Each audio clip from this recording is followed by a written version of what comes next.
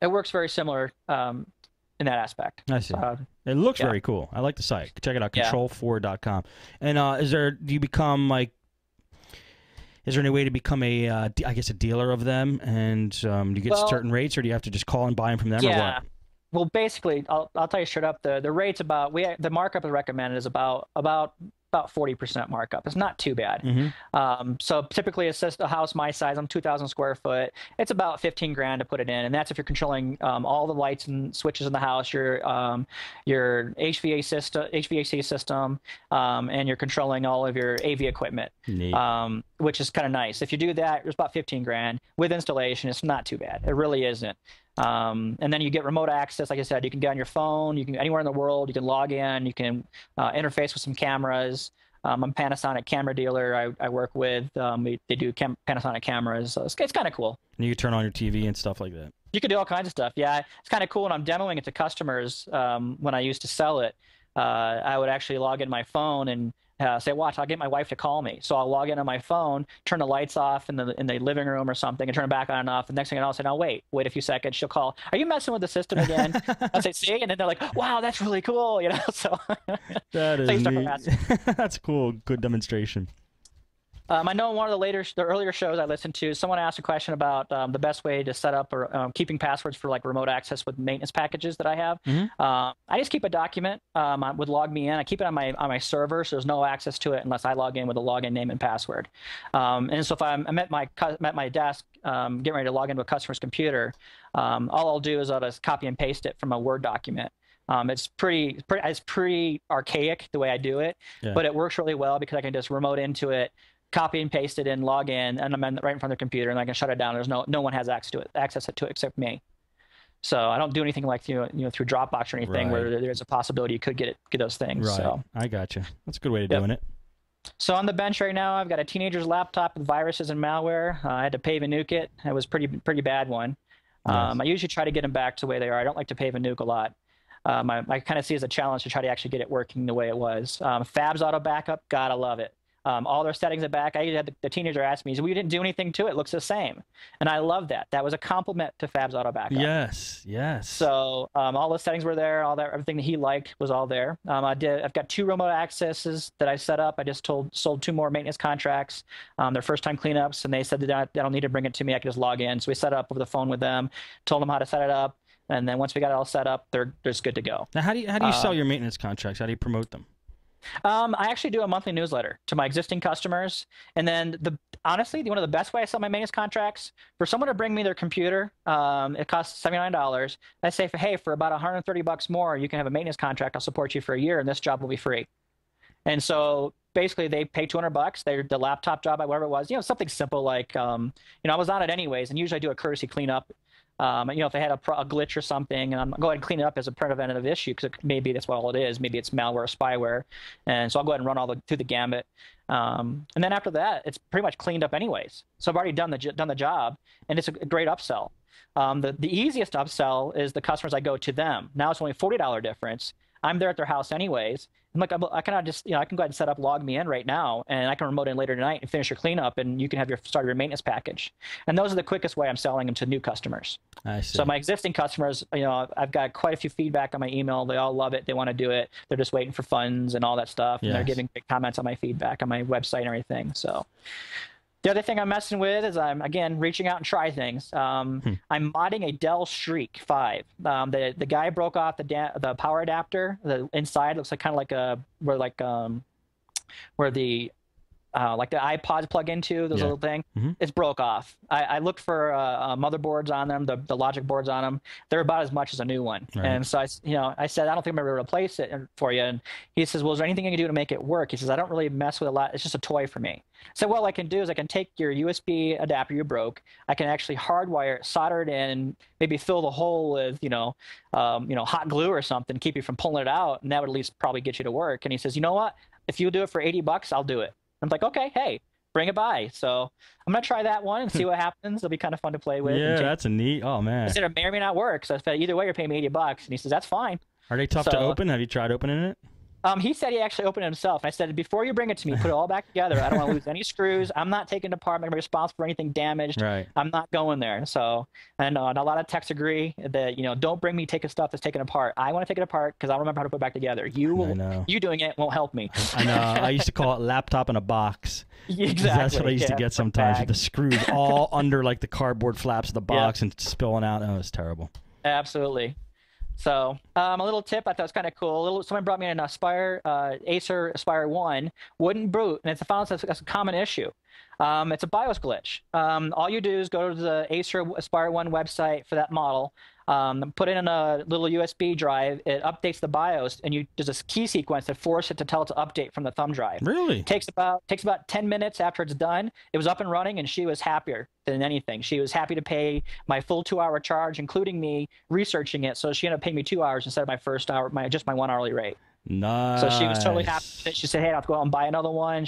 All her files were there, and it was an easy fix. It took me about an hour to actually research it. And then once I got it all figured out how to do it and tried it, so maybe the job was maybe an hour and 15 minutes, but I went in charge of the 2 hours because that's what I quoted her. That's awesome. And there's a couple of reasons why I like jobs like that. Number one, they're super happy that you fixed it. Right. Number two, you now know how to do that again in the future. I remember when I started Podnutz Daily, those were the things I wanted to tell people about because I just learned how to do this, and now I don't have to ever learn again, and it's awesome. Exactly. Yeah, and you just keep building. Yeah, right. That's cool. So, yeah, I've got a Sony power jack replacement, Sony screen replacement from the same customer. She's a writer in the area, pretty popular writer.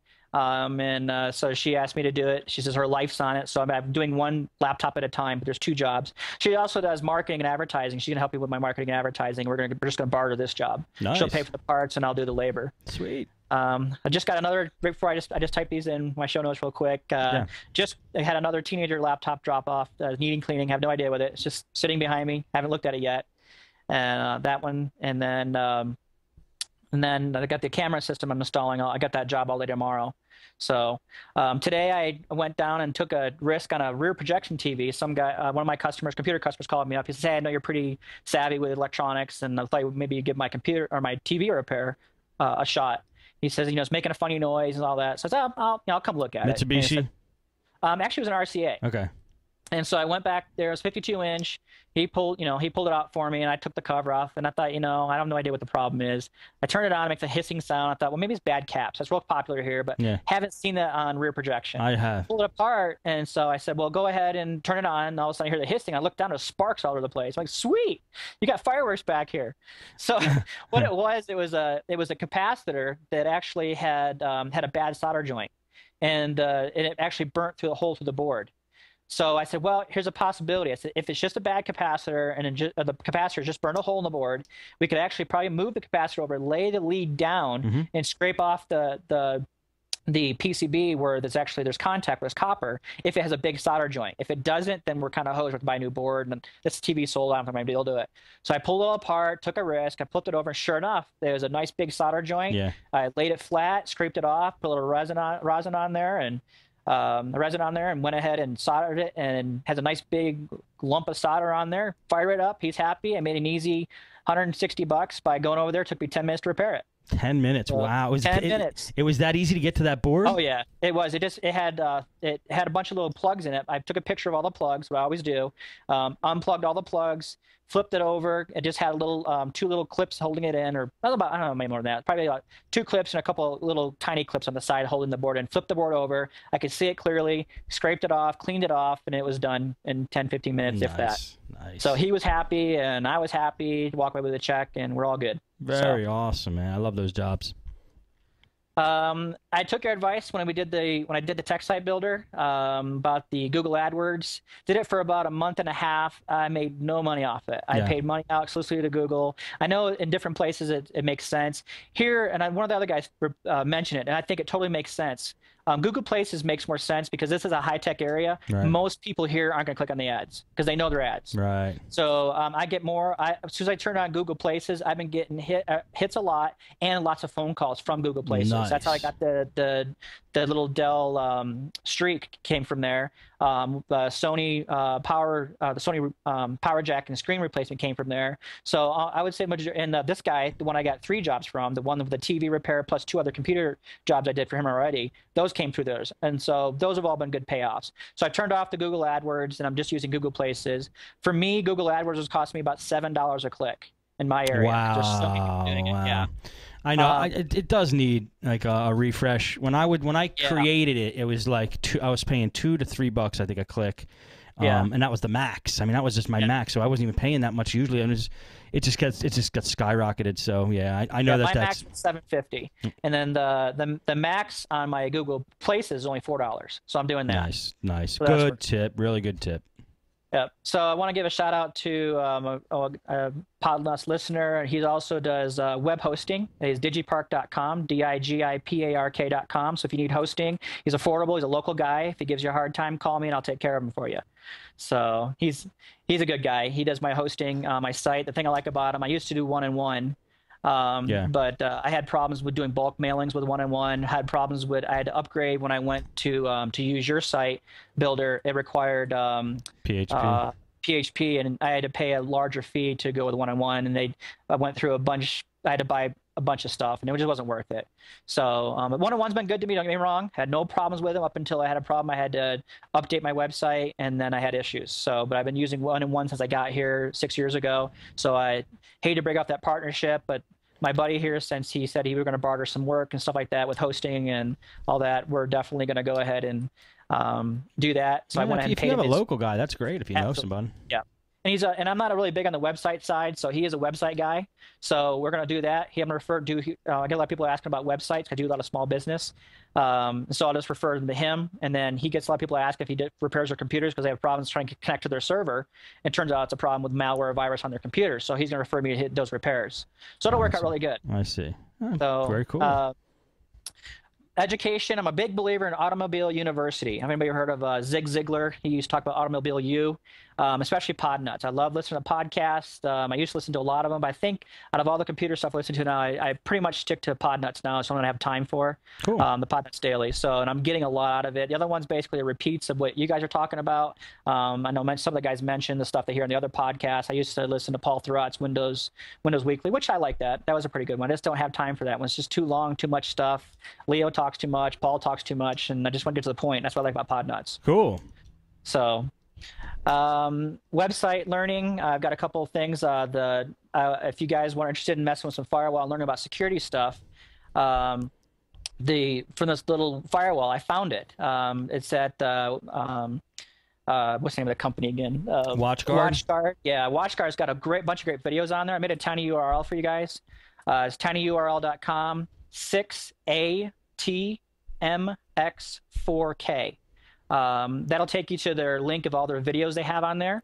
I watched a couple, and they're actually pretty good. Talk about what malware is and how to create malware, how to create a bot to search people's website and cause problems and all that stuff, how to create that. That's just really cool. So I watched a couple videos. It was really well done, a little bit of humor to some of them. Really enjoyed them. So they do a whole black and white deal. Yeah, they just stuff like that. Yeah. They've got the guy who's kind of just being nice and calm, talking about, this is what a bot does, and this is the kind of damage it causes. And in the background, it shows like the same guy, doing like an evil character, like with tattoos and a big earring and the spiky hair, kind of like he's hacking, with his big toxic symbol on his laptop, and stuff like that. It just kind of pokes fun at the whole concept. It's very professionally done. It looks like. Yeah, it's really good. The other list, I'm glad you guys mentioned the HP Learning Center. I like that one. I also made another tiny URL list of some other ones that I've looked at, and they're all on this list, a couple of ones I like. Again, that tiny URL is 46TU65. And that's just a list of great learning e-learning centers that are free, including a couple universities that actually offer free classes you can take. And you just do them online at your own pace. Wow. Very cool. So, Steve, I'm going to knock on you a little bit, but I took your advice on buying a Mac. I bought a Mac, dedicated exclusively for one week. Was not impressed. Didn't care for it. So now it's just a glorified paperweight on my desk in there. I actually put my little netbook on top of it. So what did you get, a MacBook? I got a MacBook. Yep, I got the MacBook. I got a little G4, a little older one. You said get a used one. I actually, because I have a lot of the Mac software, I went ahead and did the upgrade to the latest one it would take. It was 10.5 point something. I can't remember what it was. Put it on there and worked fine. I like some of the features. I like how easily it is to install applications. That's a great concept. Just drag and drop. I like that. Yeah. My first laugh was